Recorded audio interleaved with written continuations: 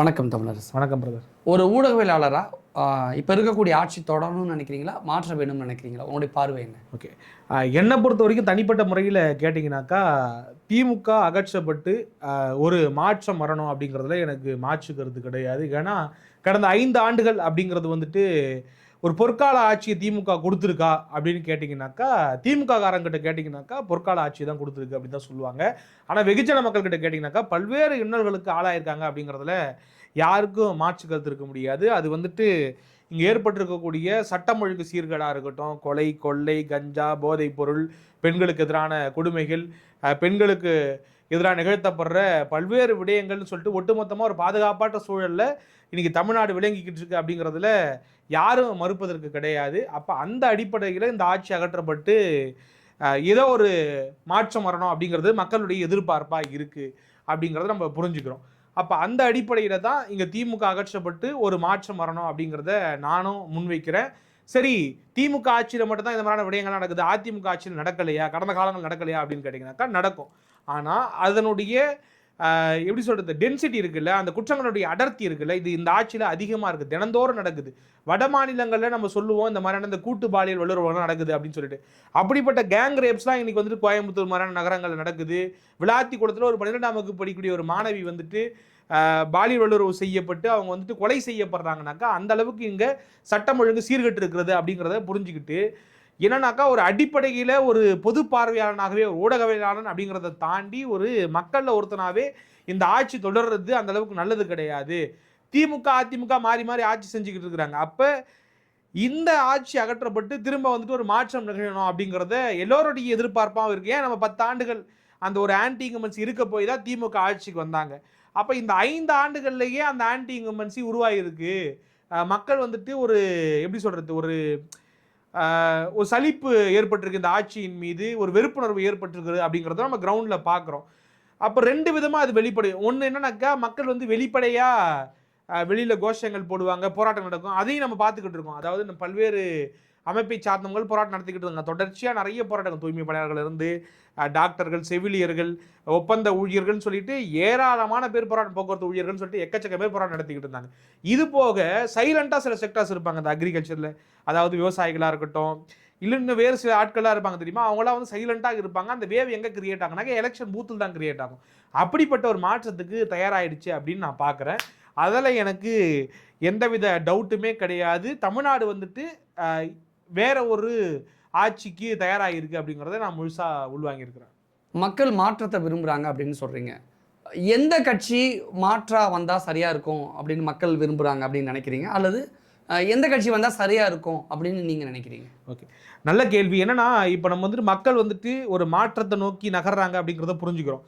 ஆனால் எதிரில் வந்துட்டு ஆல்டர்னேட் ஆப்ஷனாக நிறைய ஆப்ஷன்ஸ் இருக்கிறப்ப மக்களுக்கு வந்துட்டு பல்வேறு ஓட்டங்கள் இருக்கும். என்ன ஓட்டங்கள் இருக்கும்? என்னென்னா, நம்ம அதிமுக வாக்களிக்கலாமா? ஏன்னா அதிமுக வந்து கடந்த காலங்களில் 31 ஆண்டுகள் நம்ம ஆட்சி செய்திருக்கிறது. அப்போ அதிமுக வாக்களிப்புன்னு சில பேர் நினைப்பாங்க. அதிமுகவுடைய கோர் ஓட்டர்ஸ் என்ன பண்ணுவாங்க, அதிமுக தவிர வேறு யாருக்கும் வாக்களிக்க மாட்டாங்க. அதே போல் புதிதாக வந்திருக்கக்கூடிய சக்திகளுக்கு எல்லா காலத்திலையுமே ஆதரவு தளம் இருந்திருக்கு. அது நீங்கள் விஜயகாந்த் கட்சி தொடங்கும் போது சரி, முன்னாடி வந்து பாட்டாளி மக்கள் கட்சி வந்து அந்த போராட்டத்தின் ஊடாக அந்த கட்சி ஆரம்பித்தப்பையும் சரி, இப்படி மதிமுக வந்து திமுக வந்து பிரிஞ்சு வந்து கட்சி உருவான அப்பயும் சரி, இப்படி இந்த மாற்றத்துக்குன்னு சொல்லிட்டு ஒரு வேல்யூ இருக்குது இல்லையா? அப்போ அந்த மாற்றம்ங்கிற சக்தியாக வரக்கூடிய ஆட்கள் வந்து சில வாக்குகளை பிரிப்பாங்க. ஆனால் திமுக வேண்டாம்னு முடிவு எடுத்துட்டோம்னாக்கா, திமுக வேணாம், திமுக அகற்றப்பட்டு இங்கே ஆட்சி வேறு ஒரு ஆட்சி வரணும் அப்படின்னாலே, அப்போ அதற்கான பாசிபிலிட்டிஸ் யார்கிட்ட இருக்குது அப்படின்னு பார்க்குறப்ப அதிமுக கிட்ட தான் இருக்குது. அப்போ பெரும்பாலான மக்கள் வந்து அதிமுக தான் வாக்களிக்க போகிறாங்க. அப்போ அதற்கான சாத்தியக்கூறும் அதிமுக மூலம் தான் அமைய போகுது அப்படின்ற பொழுது, நான் என்ன சொல்ல வரேன்னாக்கா, நீங்கள் திமுகவை அகற்றணும்னு நினச்சிட்டிங்கனாக்கா அதற்கான ஒரே option, one and only option AIADMK தான், அதிமுக கூட்டணி தான். அப்போ அதிமுக தான் மாறுதலாக வந்து ஆள்வதற்கான வாய்ப்பும் சூழல் இருக்குது. மாறா நீங்கள் விஜய்க்கு வாக்களிக்கிறதோ இல்லை சீமானுக்கு வாக்களிக்கிறதோ, அது வந்துட்டு எப்படி சொல்கிறது, வெறும் வயலில் இறைக்கப்பட்ட தண்ணீர் மாதிரி தான், அது வீண் விரயம் தான் அப்படிங்கிறது என்னுடைய கருத்தாக இருக்குது. அப்போ உங்களுக்கு ஒரு பெட்டரான கவர்னன்ஸ் கொடுக்கணும், ஒரு அனுபவம் வாய்ந்த ஒரு கட்சி வந்துட்டு உங்களை மீண்டும் ஆளணும் அப்படின்னாக்கா அதற்கு அதிமுக தான் ஒரே ஆப்ஷனாக இருக்க முடியும். அதுக்கு நான் இந்த புரிதலோடு நம்ம அணுகணும் தேர்தலை அப்படின்னாக்கா நிச்சயமாக அந்த மாறுதல் நடக்கிறதுக்கான வாய்ப்பும் சூழல் இருக்குது. மாறா இப்போ ஒரு சின்ன ஒரு கதை சொல்லுவாங்க அடிக்கடி. நான் கல்லூரி படிக்கும் போதெல்லாம் இந்த கதையை நிறைய கேட்டிருக்கிறேன். ஹாஸ்டலில் வந்துட்டு ஒரு சாப்பாடு வந்து யாருக்குமே பிடிக்கலையா, அதாவது இந்த மெனு கார்டுன்னு ஒன்று கொடுப்பாங்க தெரியுமா, அந்த திங்கள் செவ்வாய் அப்படின்னு சொல்லிட்டு. அப்போ ஒரு குறிப்பிட்ட நாளில் இடியாப்பமும் ஏதோ போட்டிருக்கிறாங்க. அந்த இடியாப்பம் யாருக்கும் பிடிக்கல. அப்போ ஆல்டர்னேட்டாக ஒரு ஃபுட்டு வேணும் அப்படின்னு சொல்லிட்டு இவங்க எல்லாரும் கேட்குறாங்க. அப்போ என்ன ஆச்சுனாக்கா, அதில் இடியாப்பம் பிடிச்ச ஆட்களும் சில பேர் இருக்கிறாங்க தெரியுமா? அப்போ 80 பேருக்கு இடியாப்பம் பிடிக்கல, 20 பேருக்கு தான் இடியாப்பம் பிடிக்குது. இவங்க அங்கே என்ன பண்ணாங்கனாக்கா, தேர்தல் வச்சாங்க. யாருக்கெல்லாம் என்னென்ன சாப்பாடு பிடிக்குதுன்னு சொல்லுங்க, அந்த சாப்பாடை அந்த டேட்டில் குறிப்பிட்ட டேட்டில் மாற்றிடலாம் அப்படின்னு சொல்லும்பொழுது என்ன பண்ணியிருக்கிறாங்க, அந்த 20 பேர் இடியாப்பம் பிடிச்சவன் என்ன பண்ணிருக்கான், 20 பேர் இடியாப்பம் எழுதி கொடுத்துருக்கான்.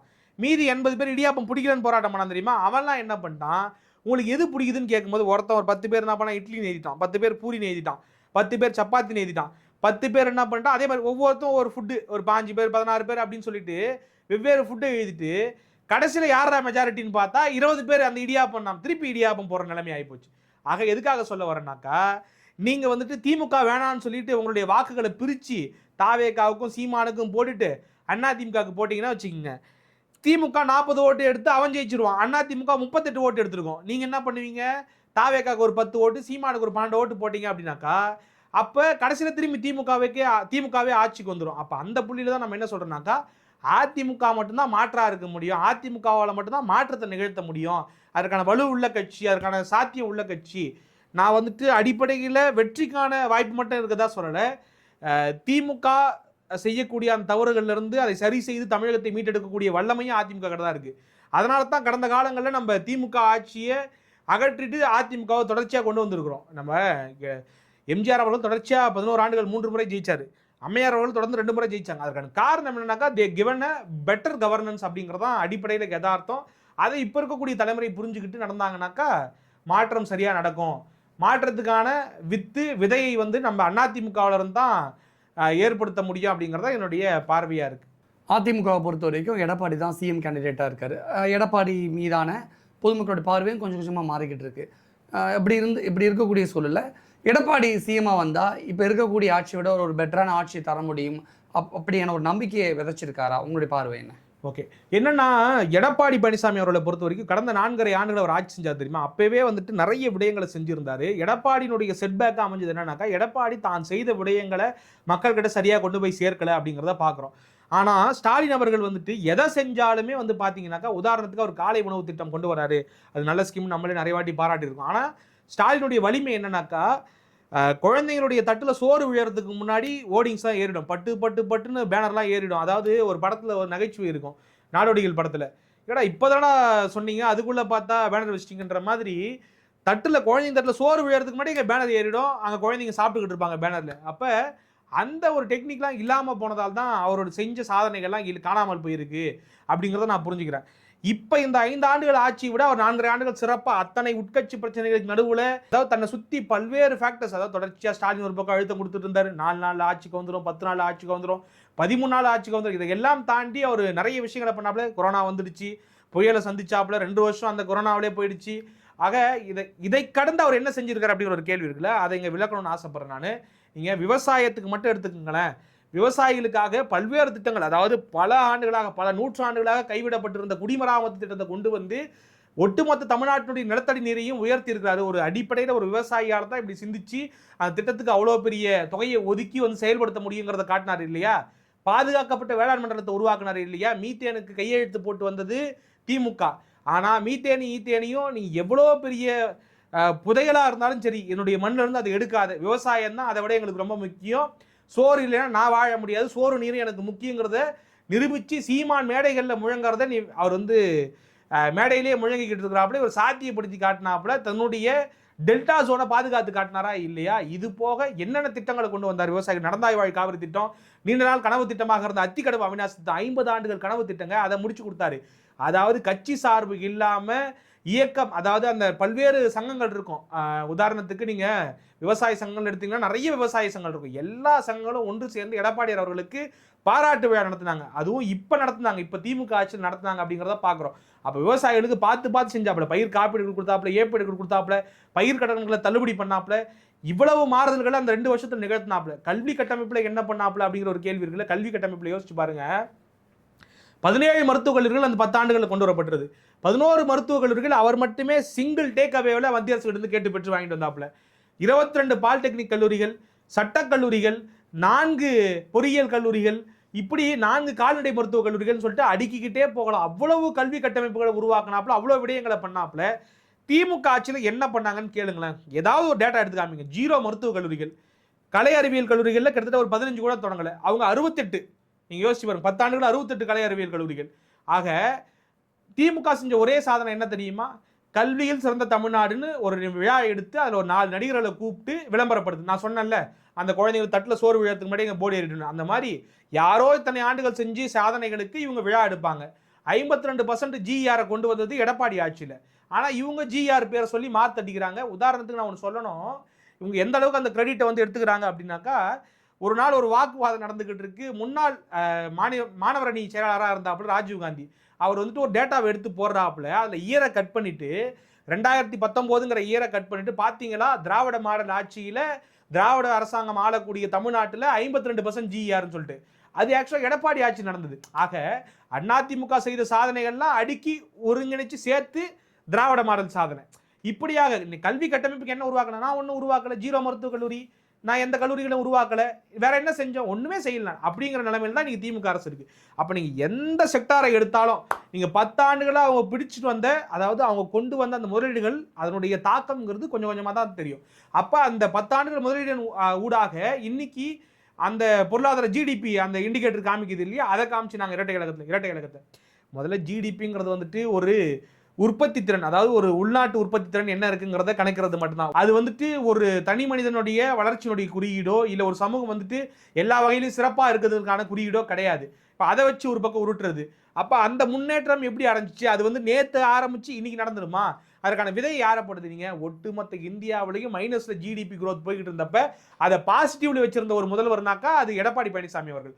சுத்தமாக வருமானமே இல்லாத நேரத்தில் பாசிட்டிவ்ல ஜிடிபி வச்சிருந்திருக்காரு. சுத்தமாக வருமானமே இல்லாத நேரத்தில் எல்லா அரசு ஊழியர்களுக்கும் எந்த மாநிலத்திலும் இல்லாத வகையில் எல்லாருக்கும் பணம் போட்டாப்புல, சம்பளம் போட்டாப்புல, சக்சஸ்ஃபுல்லாக பண்ணி காமிச்சாப்புல, கொரோனா காலகட்டத்தை ஓட்டி காமிச்சாப்புல. ஆக அவர் செஞ்ச சாதனைகளை அடுக்கிக்கிட்டே போகலாம். நீங்கள் ஒவ்வொரு துறையாக, நான் இப்போ கல்வியில் சொன்னேன், விவசாயத்தில் சொன்னேன், அதே போல் மருத்துவத்தில் அவர் ஆற்றிய பணிகள். நான் மருத்துவத்தில் சொல்கிறேன், நல்ல ஞாபகம், ஒவ்வொரு துறையாக ஞாபகம் வந்துட்டே இருக்கு எனக்கு. மருத்துவத்தில் அவங்க 8000 மருத்துவர்களை நியமனம் செஞ்சாங்க, பணி நியமனம். நீங்கள் 2500 கூட நியமனம் பண்ணலை. அப்போ எந்த வகையிலுமே நீங்கள் ஃபெயிலியராக தான் இருக்கீங்க. அப்போ உங்களுடைய விளம்பரம் தான். சினிமாவை லாபி பண்ணிக்கிறது, மீடியாவை லாபி பண்ணிக்கிறது, ஒரு 10 பேரை விலைக்கு வாங்கிறது, சினிமாவில் அவங்களுக்கு படத்தை கொடுத்து அவங்கள கைக்குள்ளே வச்சுக்க வேண்டியது, மேடையில் ஏற்றி. அதில் பாருங்கள், சில பேர்லாம், சில டைரக்டர் ஒருத்தர் ஏற்றி விட்டாங்க, அவர் பேர் டக்குன்னு ஞாபகம் இல்லை. அவர் போய் அந்த மேடையில் அதிமுக திட்டத்தை நாளத்தை வாசிச்சுட்டு போயிட்டாப்புல. அவங்க வந்தாலும் நல்லது செய்கிறாங்க, இவங்க வந்தாலும் நல்லது செய்யறாங்க. மறுக்க முடியாதுல்ல, அதிமுக செஞ்ச திட்டங்கள்லாம் 52 லட்சம் லேப்டாப், இந்தியாவில் நடந்த முதல் புரட்சி, அம்மா உணவகம், உலகத்துக்கு எடுத்துக்காட்டாக இருந்த திட்டம், இப்படி பல்வேறு. இன்னைக்கு அந்த திட்டத்தோட நிலைமைலாம் என்னவா இருக்குது? லேப்டாப் என்ன பண்ணீங்க நீங்கள்? அம்மா உணவகத்தை இன்னைக்கு எல்லா இடத்துலையும் மூடிட்டீங்களே, அதை வந்து சமையல் கூடங்களாக மாற்றிட்டீங்களே, இன்னைக்கு எல்லாம் கதறானே, கண்ணீர் விடுறானே போராட இடத்துலாம். அப்போ இவ்வளவு சிக்கல்கள் இருக்குது. அப்போ இவ்வளவு சூப்பரான ஒரு கவர்னன்ஸ் கொடுக்கக்கூடிய ஒரு கட்சியாக அதிமுக இருந்திருக்கு. எல்லா வகையிலையும் புதிய மாவட்டங்களை உருவாக்குனது யார்? 5 புதிய மாவட்டங்களை உருவாக்குனீங்க. நீங்கள் ஒரு புதிய மாவட்டம் அட்மினிஸ்ட்ரேஷனுக்காக, நிர்வாகத்துக்காக ஒரு புதிய மாவட்டங்களை உருவாக்கி இருப்பீங்களா? கடந்த காலங்களிலும் சரி, எப்பயுமே சரி, நிர்வாக ரீதியாக ரொம்ப அழகாக செயல்படக்கூடிய ஒரு அரசாக அதிமுக தான் இருந்திருக்கு.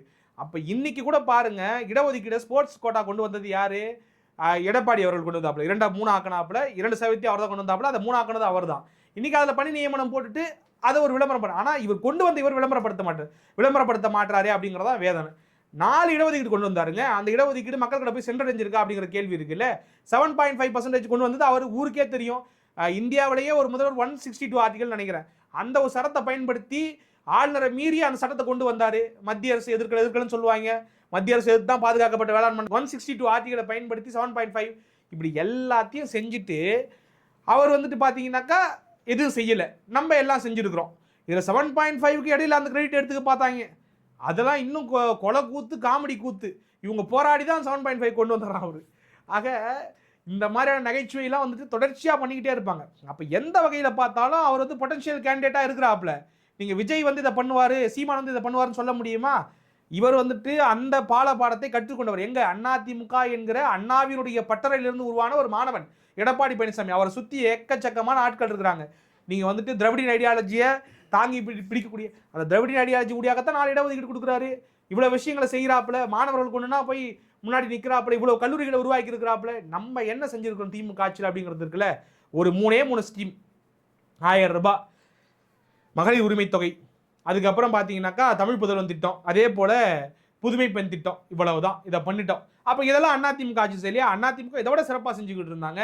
தாலிக்கு தங்கம் கொடுத்துக்கிட்டு இருந்தாங்க. இன்னைக்கு ஒரு பவுன் தங்கத்தினுடைய விலை என்ன? 1 லட்சத்துக்கு மேலே தாண்டி இருக்கு இல்லையா? அப்போ பெண்களுடைய திருமண உதவிக்கு அதை செஞ்சுக்கிட்டு இருந்தாங்க. இது போக அந்த பெற்றோருடைய மனநிலையே மாற்றி உன் பிள்ளைய படிக்க வச்சா உனக்கு திருமணம், நீ உன் பிள்ளையினுடைய திருமணத்துக்கு உனக்கு உதவி தொகை கிடைக்கும் அப்படிங்கிற மனநிலை உருவாக்குனது அதிமுக இல்லையா? ஒரு பவுன் தங்கம் கொடுத்தா. இன்னைக்கு சேலை கொடுக்குறேன்னு சொல்லியிருக்காப்புல, பட்டு சேலை கொடுக்குறேன், நெசவாளர்களை மனதில் வைத்து பட்டு சேலை கொடுக்குறேன்னு சொல்லியிருக்காப்புல, அதையும் அங்கே குறிப்பிடுறாப்புல. ஆக இப்படி எல்லா வகையிலும் தொலைநோக்கு பார்வை. நம்ம ஒரு விஷயத்தை, ஒரு திட்டத்தை கொண்டு வரோம்னாக்கா அது பல முனைகளில் பல பேர் பயன்பெறக்கூடியதாக, அரசும் பயன்பெறக்கூடியதாக, மக்களும் பயன்பெறக்கூடியதாக இருக்கணுங்கிற தொலைநோக்கு சிந்தனை கொண்டு ஒரு ஆளா எடப்பாடி பழனிசாமி அவர்கள் இருக்கிறப்ப அவரை தாண்டி நமக்கு என்ன மாற்றம் இருக்க முடியும்? ஒன்றும் இருக்க முடியாது. அந்த வகையில் தான் சொல்கிறேன், பொட்டன்ஷியல் கேண்டிடேட் வந்து எடப்பாடி பழனிசாமி அவர்கள் தான்.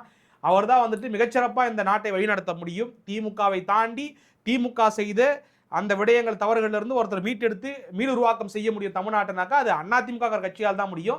அந்த அதிமுகவை தலைமை தாங்கக்கூடிய தலைவராகத்தான் முடியும்.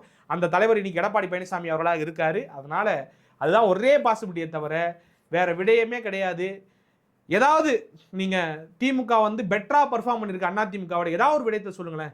கல்வியில கிடையாது. 70% பல்கலைக்கழகங்களை உருவாக்குனது அதிமுக, 70% மருத்துவக் கல்லூரிகள் உருவாக்குனது அதிமுக, சுயநிதி கல்லூரிகள், பொறியியல் கல்லூரிகளில் பெருக்கி இன்னைக்கு ஐடி கம்பெனியில் அவ்வளோ பேர் வேலை பார்க்குறான். ஐடி பாலிசியை பற்றி பேசுவாங்க, கலைஞர் ஐயா உருவாக்குனதை பற்றி. நானும் பெருமையாக சொல்லிக்கிறானா. ஆனால் ஐடி பாலிசி சுவரந்தா தான் சத்திரம் வரைய முடியும். அப்போ அதற்கான கல்லூரிகளை உருவாக்கி மாணவர்களை உருவாக்குனது யாரு? புரட்சித் தலைவர் எம்ஜிஆர். அதாவது உயர்கல்வியினுடைய தந்தை என்று அழைக்கப்படுற புரட்சித் தலைவர் எம்ஜிஆர். ஆக காலந்தொட்டு அதிமுக செய்தது ஏராளம். விளம்பரம் பண்ண தெரியாத ஆட்களாக இருக்கிறாங்க. அதனாலே தான் அவங்க கெட்டு போகிறாங்க. சமகாலத்தில் விளம்பரம் என்பது முக்கியம். நீங்கள் முதல்வர் ஸ்டாலின் அவர்கள் திரும்பினா விளம்பரம், மூச்சு விட்டா விளம்பரம், எப்போ பாரு வீடியோ, வாக்கிங் போனால் பின்னாடி வீடியோ, இதெல்லாம் எடப்பாடி அவர்களுக்கு தேவையில்லைன்னு நினைக்கிறாப்புல.